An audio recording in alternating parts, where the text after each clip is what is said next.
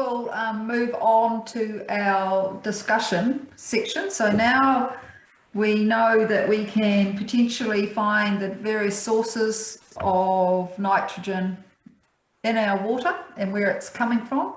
The next question is how are we going to reduce the nitrate leaching? So we've got a bit of a panel discussion here. So we're starting off with, let's tick off the things that the action on the ground that can be applied with confidence that it will be effective. So just repeating that question, what action on the ground can be applied with confidence by landowners that it will be effective? And we're going to start off with Joe, who is a dairy farmer in the Waikato. Hi, thanks, Annette. Yeah, so farming in the Waikato at St. Peter's School, Cambridge, our farm there. The farm is 160 hectares and, of course, borders the Waikato River for about 4.5 kilometres. One of the things I'll just touch briefly, Troy, it was really good for the key points that you noted about farm systems, fertiliser use, using data, environmental data, managing effluent and adopting science. So I was sort of just going to go through each of those areas as to some of the things that we have been doing on the farm. We measure our nitrogen loss through Overseer. So we have a modelled nitrogen loss rate, and over the last 6 years we've sort of tracked from around that 40 figure through to about 32 to 34, and that's what we use as one of our big drivers, and our goal really is to make sure that that is tracking and trending down. So I'm just going to touch a little bit on some of the key areas and the things that we have implemented on farm. I guess the first one from a farm system point of view is that we've improved the feed conversion efficiency by reducing our stocking rate. We used to run at about 2.95 cows and we've dropped down to about 2.8. But at the same time, we've also gone up from 369 kilos of milk solids up to 440 per cow. So that, as well as reducing our stocking rate, or our replacement rate from about 23.4 down to just under sort of 23, are all trying to address the number of cows that we've actually got on the paddocks, which is one of our first challenges. Now, the next thing about it's about when the cows are on the paddocks too, which we know is one of the drivers. So we've actually changed to earlier calving to better match our feed supply and that nitrogen surplus that we generate in the spring. And it allows us to actually effectively destock in the autumn when we know there's a higher risk period of having more cows and more urine spots at a time once the autumn rains come in the autumn. The other part of what we've been able to do around fertiliser use, we've reduced our fertiliser use from about 161 kilograms of nitrogen per hectare down to around about 138, and we're moving down to 120 now. And as well as reducing the fertiliser use, we're actually using a lot of technology that comes with it. So like your sustaining products, phased in, smart food for our crops, etc. So we have also reduced when we use our fertiliser. So in May, we only try and use a little bit of fertiliser for our new pastures, but we don't apply any fertiliser in June or July when we know that we have got higher flow rates or high drainage on our soil. We're on a gravelly loam soil, so we're quite free draining, so we know that is a high risk period for us. One of the things that we've also done recently is we've installed a 600 millimetre soil moisture probe. And that's been quite interesting because we can actually see soil movement through the profile, and a little bit of knowledge can sometimes be dangerous because now we actually want to know when it's moving through, is it also moving or moving sideways or draining towards the Waikato River is what we sort of need to know next. But what that has given us is insights into when to apply nitrogen, when to expect high growth rates and suitable responses from that nitrogen fertiliser. So the environment has given us greater insights into how we can use any nitrogen that we're putting on via fertiliser more effectively. We carry out annual soil block testing, including total N tests. So when we allocate nitrogen, we allocate it using soil mapping and My Pasture Planner, which allow us to put the nitrogen on the areas where we know we're going to get the best response for generating a surplus or fulfilling a feed deficit. And that allows us to use less nitrogen, but when we do use it more effectively. A couple of things around managing effluent. We've constructed it's a 3,000 square metre effluent pond that allows us to empty it, have it all emptied out by May, and we don't apply any effluent during June and July. So that helps to reduce the nitrogen loading by effluent. And we've actually extended our area from about 44 hectares that we applied the effluent on up to about 52. So about 36% of our milking area can now have effluent on it. And that's reduced our nitrogen loading from effluent to about 43 kilograms per hectare.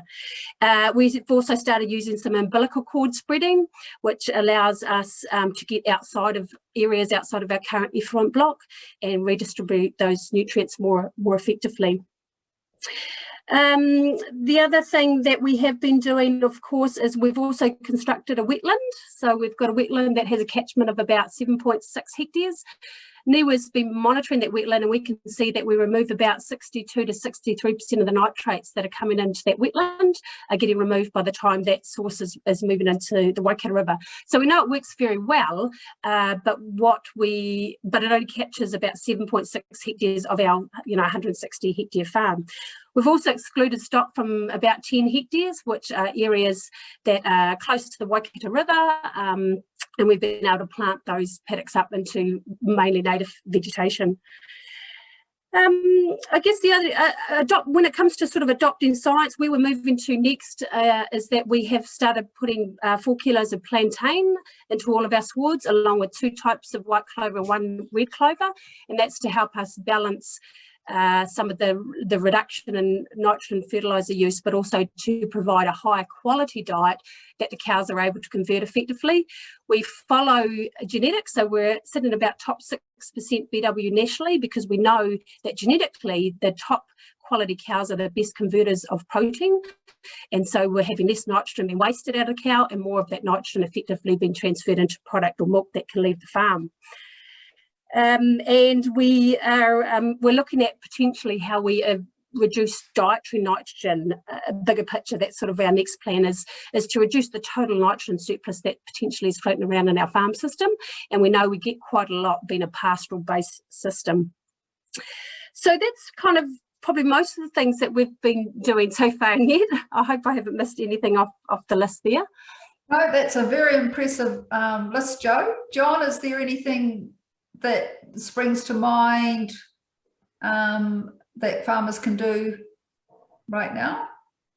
Yeah, thanks, Annette. And for those who don't know me, I farm here in the Wairarapa. We milk 1,500 cows across 2 dairy platforms in our family operation. So I think Jo's knocked it out of the park in terms of many of her comments. And one comment I'd make, Annette, is we're very lucky as a dairy industry to have our farm, the support of Dairy NZ, and the support of many science groups to provide us with information around what we can do, what we need to do to make change, and what works at an on-farm level. Because I think the important message for me is that to have confidence that it is going to work, as farmers, we want to see that it has worked on other farms. One thing that we've done that's slightly in addition to what Jo's done is we've invested in technology, and it's in our cow shed, and it's to enhance the genetic productivity of our animals. So every time our cows come into our cow sheds, they get the volume of milk gets measured. Any animal health issues can get picked up through that milk, and then they're weighed on the way out. So we're continually striving to breed, similar to a lot of other dairy farmers, but we'll have a lot more data, the most efficient animals that we can, so that we can farm more or less animals and still maintain the profitability of our operation. And that that has some short-term benefits, but particularly over the medium to long term, that should put us in a really good place. Excellent. Ina, Jo mentioned plantain in there. Can you tell us a little bit about how the plantain improves or reduces nitrate leaching? Yes, thank you. I can. But I also want to say quickly a few things about what Jo and John have been saying. I am based in Canterbury, so irrigation is of course an issue for farms who are using irrigation, because drainage is the other part of the equation of leaching. So making sure that drainage is is reduced where you can. And also just pitching our website. If you go to dairynz.co.nz/environment, then you find pages with lots of ideas, so people can browse through and see what may interest them. And an interesting aspect, what Troy was mentioning as well, is the surplus of nitrogen that's going around in the system. A lot of farmers will have got the purchased and surplus indicator for their farm, and that is really a good indicator to track over time if you're able to reduce that by increasing efficiency and reducing inputs. And one of the tools indeed that we hope is or think is going to help us achieve that is plantain. We've done quite a lot of research on plantain in the last couple of years, and we're still doing more to understand better how it's working and when it's working, and if we can increase that success. What we've consistently seen is that plantain in the diet is reducing the nitrogen concentration of urine, and that means that the loading in a urine patch is lower, so the pastures can utilize that nitrogen better. We also have seen in most instances also that more of the nitrogen that's excreted is actually ending up in the dung and not in the urine, or more is ending up in the dung than in without plantain. So that also reduces the loading of urine patches.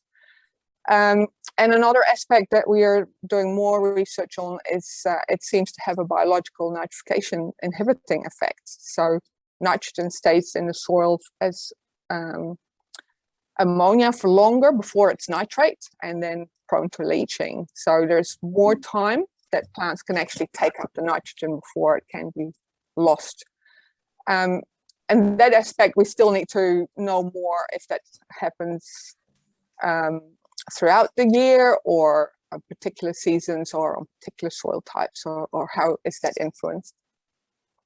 So there's several aspects there. Excellent.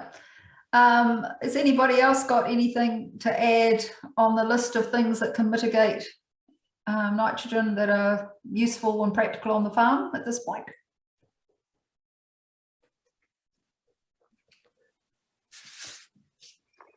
I'll throw out one that's been mentioned to me as well, and I did briefly mention, which is just the idea that, think about if you measure your conventional clover ryegrass pasture, if you've got cows on that in midwinter and it's a high risk area, just thinking about matching that with some silage if it's available is one thing that's been mentioned to me that makes a lot of sense. So I think there's a lot of tools out there that we're slowly working through, ones that are making sense to people, but I keep hearing about more, and so that's exciting.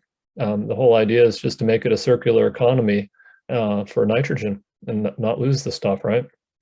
Yeah, there's a couple of things. Also, there's bioreactors that can filter out some of the nitrogen in there. We had a little bit of a plug on the farm systems with Joe. I'd like to say I've done some work with the E2M model, which looks at all the inputs that go into the farm and optimizes them for profit and reduces them in nitrate leaching. So that's another sort of farm systems approach that could be taken.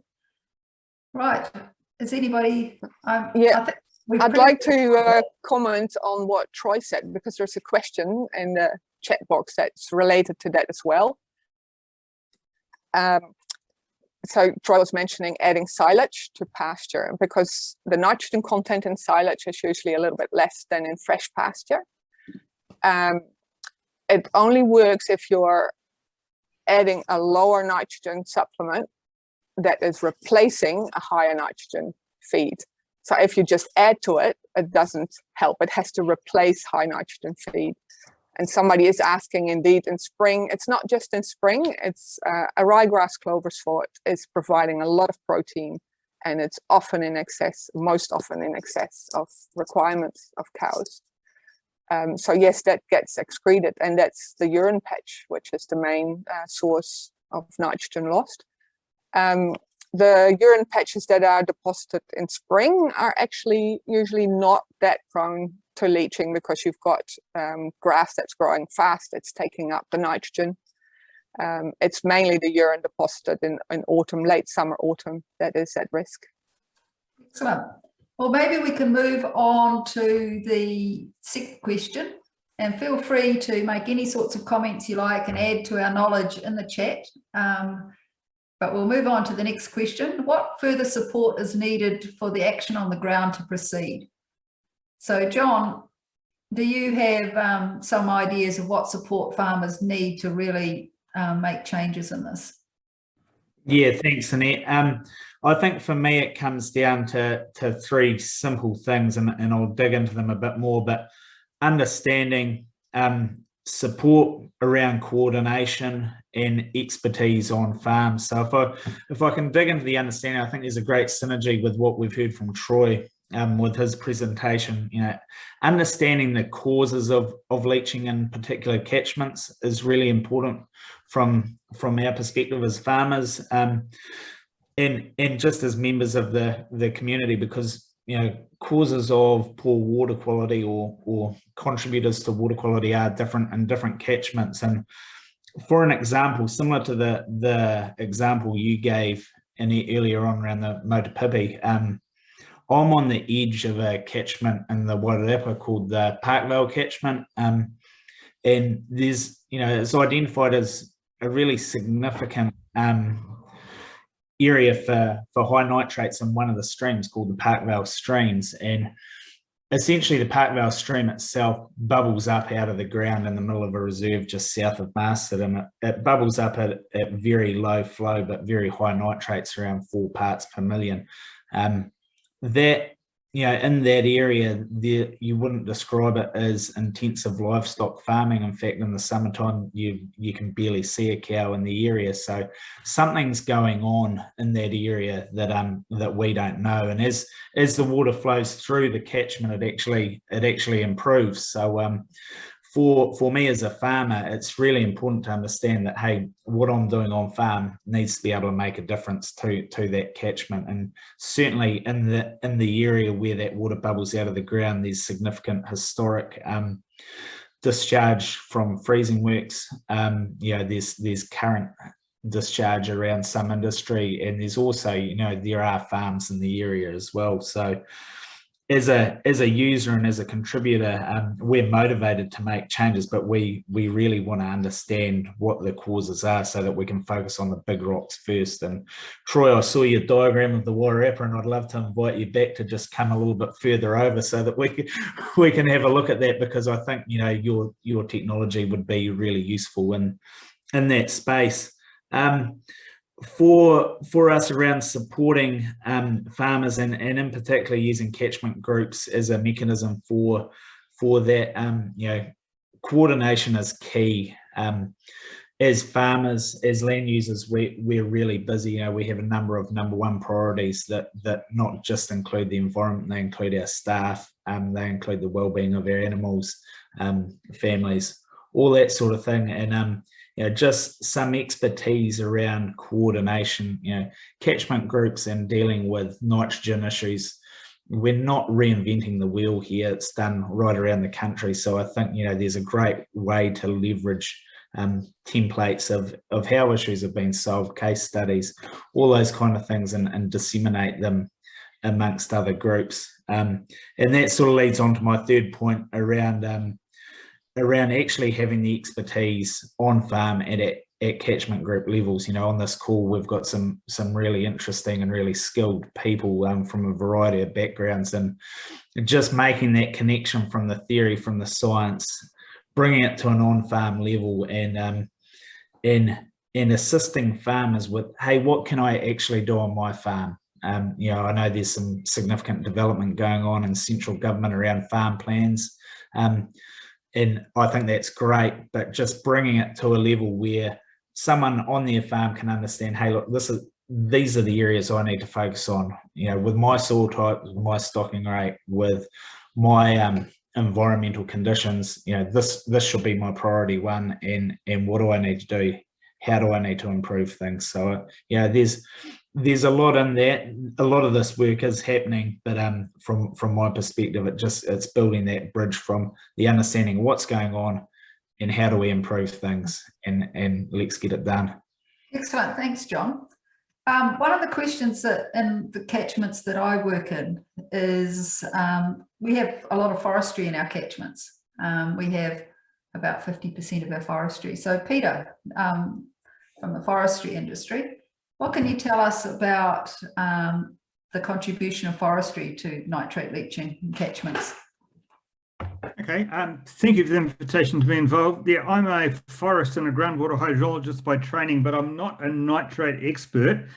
So I'll draw your attention and defer to a couple of papers. There was a paper put out by an ex-colleague of mine from Sion called Murray Davis called Nitrogen Leaching Losses from Forests in New Zealand. That's a 2014 paper in the New Zealand Journal of Forestry Science.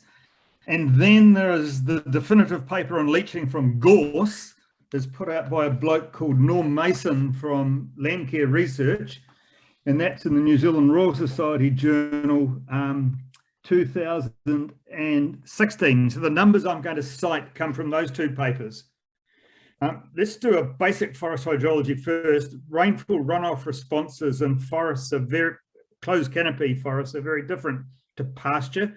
We have much less soil compaction. We have bigger macro pores. We have lower peak flows and average rainfall events, but longer base flow, longer recessions. Plantation forests, well, forests in general don't need much nitrogen.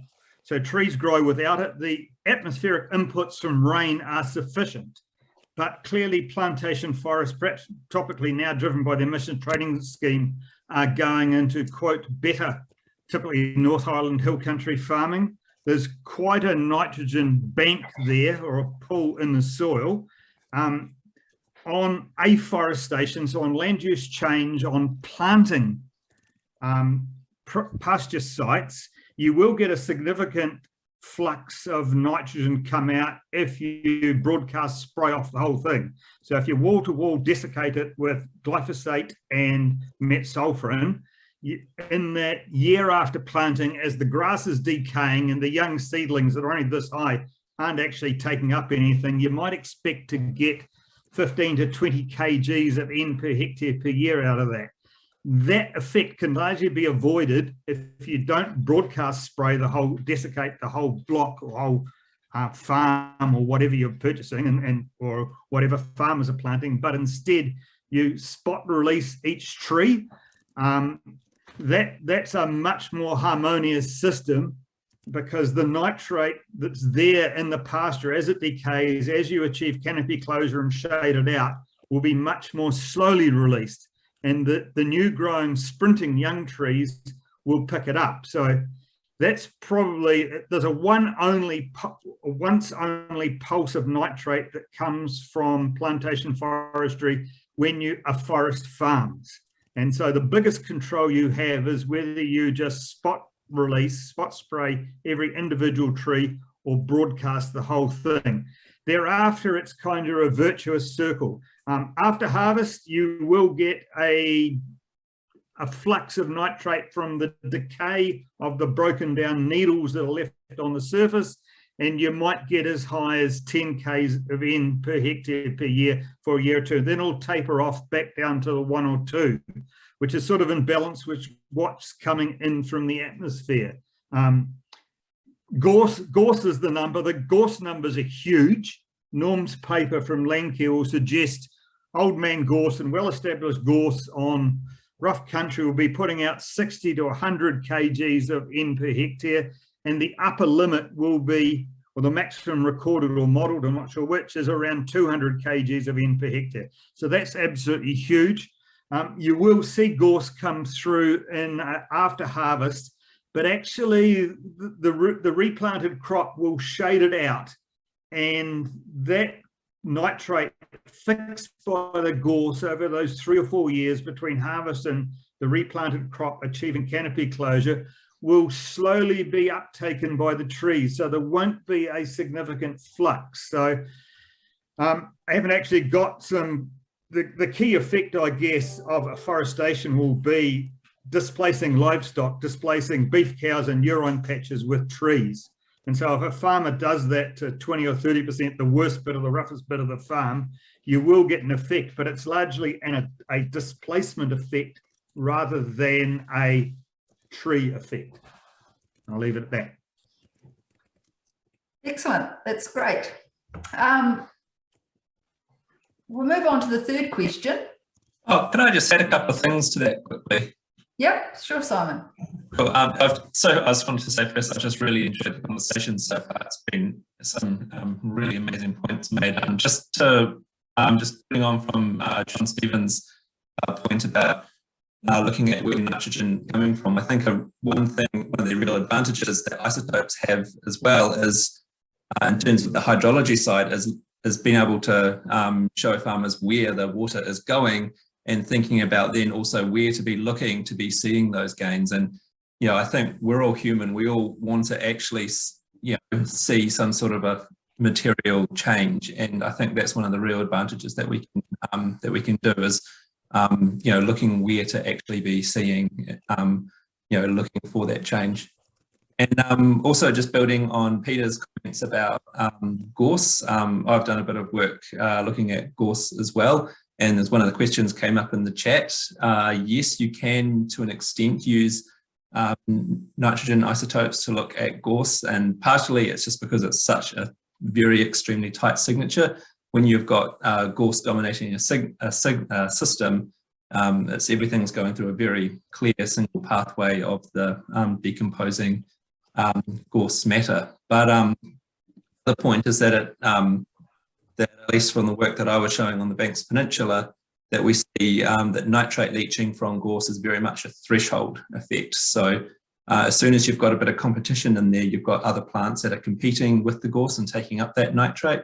But it appears what's happening with the gorse is basically it's shading itself out, and as it self-shades, it sheds canopy, that matter is breaking down, and it's that sort of aseasonal growth cycle where as soon as light gets quite low, gorse stops growing, all that organic matter is breaking down and there's no growth, there's nothing else growing in there, there's nothing to take it up, and that's when it's leaching out. So yeah, just a little bit of background there. Cool. Thanks, Simon. Simon from Cawthron. So we're coming on to our last question. And what further science is needed to help farmers and growers reduce nitrogen losses? Yeah, if Simon, would you like to start off on that conversation? And I'm sure Troy will follow in, and then we'll have some of the farmers. Yeah, the thing that's really sort of come out here, I think, is just understanding that having an idea of that soil organic matter and looking at that, that nitrogen excess that's in the soil and measuring your carbon stocks. And, you know, I think, you know, it's just amazing to see how data-driven pasture management is these days, I think. And, you know, having that, building up that data over time and seeing what your stocks are doing. Are you, looking at your carbon stocks within your soil over time and looking at trends and also, you know, nitrogen within the soil, I think is going to be amazing. And then also, yeah, I think that, you know, moving into that space a lot more is going to be really important. So, you know, I think we've doing a really good job at, as Troy is showing, is like some of these breakouts, these easy wins, so to speak. So, you know, when we can take down those high release things, such as where we see, you know, just urea flushing straight through the soil, and moving forward, I think just, you know, really building up that soil retention will be the big one. Simon, do you know the magnitude of the effect of, you know, we're talking about soil organic matter. I'm assuming as the soil organic matter goes up, you're expecting the nitrate leaching to go down. Do we have any science that describes the quantity of that sort of relationship? I'll probably defer to Troy for that one, to be honest. Yeah, fair enough. So one of the parts of my original project was Paul Mudge's thesis. And Paul worked on the idea that the intensity and duration of pastoral agriculture drove that soil delta N15 higher, and that then drives the nitrate that's leached out of that soil to be higher in proportion, as international evidence was finding at the time. And so essentially why that happens is interesting. I'm just going to slow down and say it. It is sort of a complex systems thing, but the soil itself gets heavier because the soil is losing nitrogen via ammonia volatilization and denitrification during that time. And those are fractionating, whereas the nitrate leaching isn't. And that was actually quite a surprise to isotope science 15 years ago. But now that's fairly well established. And so what we're seeing is the accumulated effect of a number of fractionating nitrogen losses in our soils as the organic matter often stays static and the nitrogen continues to push through. And eventually we may then get breakthroughs if we can figure out how to increase the soil organic matter stocks. And in general, there's real interest in trying to do that, but there hasn't been a lot of success in suggesting that under pastoral systems, we can increase stocks. Most of the world is really interested in trying to get to the levels of soil carbon that we have from cropping systems. Right, yeah, I think that's one key point. And so that is an opportunity in areas that have been in cropping and in terms of what we can maintain if we move to systems with more maize silage, for example, in the future. The key things I would say that we can do better are really starting to get budgets in place and sharing our information and trying to work, I think, the way that Land Care Trust would like to. I mean, that's part of why I jumped on the opportunity to do the call today. You know, farmers are often really willing to share data with each other and work out how to improve as long as it's not getting taken up into a regulatory process. And I think if we can design the future as a community endeavor to do better and to farm better, including farming for the environment better and having the opportunity to sell that with our data, those are the ways that we can really do it. The isotopes only are the last chain in confirming that some of that is working and really proving some of the reasons. It's the bulk day-to-day data, including the nitrogen content of pasture and all sorts of different pasture species and feed options that are out there. And in terms of picking the right crop at the right time, if people are moving into cropping systems and really matching its fertilizer with the nitrogen demand. Those are all areas where New Zealand has not led as much as it could internationally, but really does have the opportunities. There's no reason why we can't, especially if we have a good understanding of our landscapes and the data that drives our climate and weather processes that run the farm system through photosynthesis. Just one last thing, if I can squeeze it in here, and that is just why is nitrogen higher in pastures in the winter? So anybody wonder about that? That's because photosynthesis is slowed down at cold temperatures and when there's less light. So plants need to accumulate more photosynthetic machinery in order to actually do anything at all under cold winter temperatures. And if we give them enough nitrogen fertilizer, they sure will. But that then leads to potentially too much nitrogen, or at least more nitrogen than animals need, and that has some consequences. So those are, I think, some of the things that we can just work towards better understanding and applying data to. Excellent. Thanks, Troy. I know that this was a very brief rundown of the topic. I feel like I've learned a lot. I hope the rest of you have as well. Feel free to pose any more questions, any more chats. Remember, we're going to collate this information. So this is an opportunity to get down what you want to see and to pass on to other people. I want to thank the panelists. Thank you very much. I think we had a really interesting discussion, and thank you all the attendees. An apology for whatever cause, whatever it was, whatever the loss of. Possibly it was my own personal internet, I'm not quite sure. But I'm sure all the rural people here will have some sympathy for trying to keep internet going in rural places. So yes, thank you very much for coming. John, do you have anything you wish to say? I'd just like to reiterate your comments. Thank you to our panelists and to Troy, because we couldn't have done this today without you guys stepping up to help us out. And thank you for the audience for persevering, really, with the dropout in the call, that is. Thank you. Thank you. Thank you, everyone.